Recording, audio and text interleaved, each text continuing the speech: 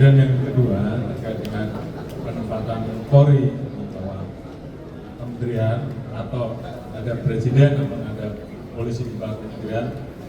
Tadi secara tegas sudah saya sampaikan bahwa sesuai dengan perjalanan dan amanat reformasi yang kemudian memunculkan TAP yang mengatur pemisahan antara Polri sebagai alat negara yang bertugas di bidang keamanan dan TNI yang bertugas di bidang menjaga pertahanan dan kedaulatan. Di situ sudah jelas bahwa di dalam TAP tersebut mengatur Polri adalah institusi, adalah alat negara di bawah presiden.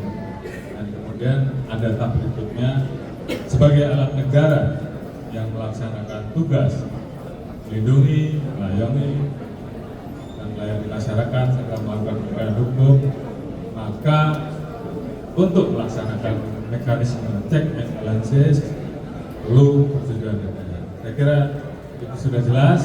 Kami institusi Polri tentunya memegang teguh amanat reformasi tadi, karena Polri sebagai alat negara tentunya akan menghormati perjalanan dari sejarah yang ada. Dan terima kasih tadi dari DPR RI mempertegas hal tersebut bahwa Polri adalah alat negara yang berada di bawah presiden dan tidak di bawah kepolisian. Itu jelas. Kemudian yang terakhir yang menjadi concern rekan-rekan tentunya terkait dengan posisi institusi Polri. Tentunya kami sangat berterima kasih atas dukungan dari seluruh mitra yang menempatkan Polri tetap di bawah presiden, karena ini adalah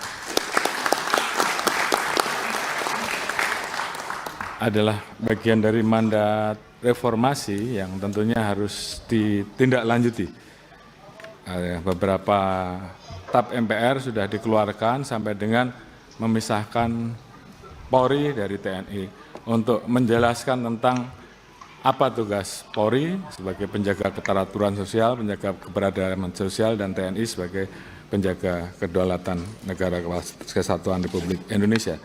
Tentunya penempatan Polri sebagai alat negara yang kita tahu semua bahwa ada hal-hal khusus bahwa pada saat situasi genting maka posisi Polri sebagai alat negara yang bertugas di bidang keteraturan sosial, di bidang menjaga harkat timas, tentu harus selalu dikontrol. Oleh karena itu mekanisme check and balances yaitu oleh persetujuan oleh DPR, menurut kami itu menjadi sangat penting. Karena itu juga untuk mengontrol dan menjaga Polri agar tetap bisa melaksanakan tugas pokok sesuai dengan amanat dari Undang-Undang Dasar dan amanat Undang-Undang. Mohon maaf Bapak-Bapak dan Ibu-Ibu sekalian, kami tentunya institusi Polri menolak kalau sampai ada usulan Polri berada di bawah kementerian khusus.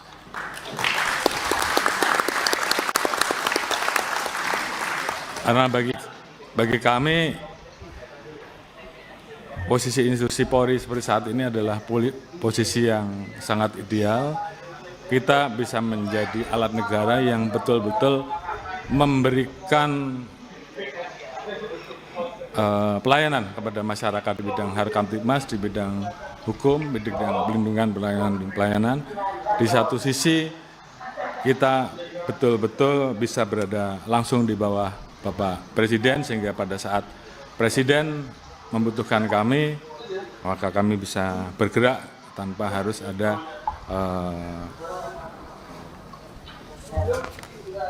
kementerian-kementerian yang kemudian tidak mau, ini menimbulkan potensi matahari kembar menurut saya.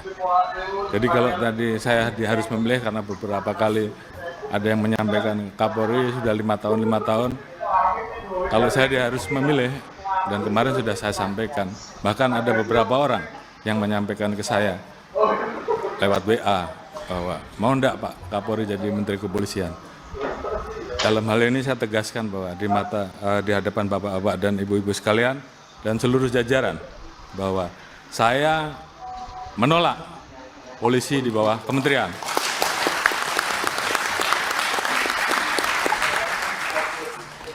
Dan kalaupun saya yang menjadi Menteri Kepolisian, saya lebih baik menjadi petani saja.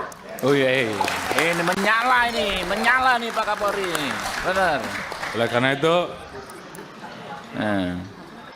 saya anggap meletakkan Polri di bawah kementerian sama saja melemahkan institusi Polri, melemahkan negara, dan melemahkan Presiden. Download Tribun X sekarang, menghadirkan lokal menjadi Indonesia.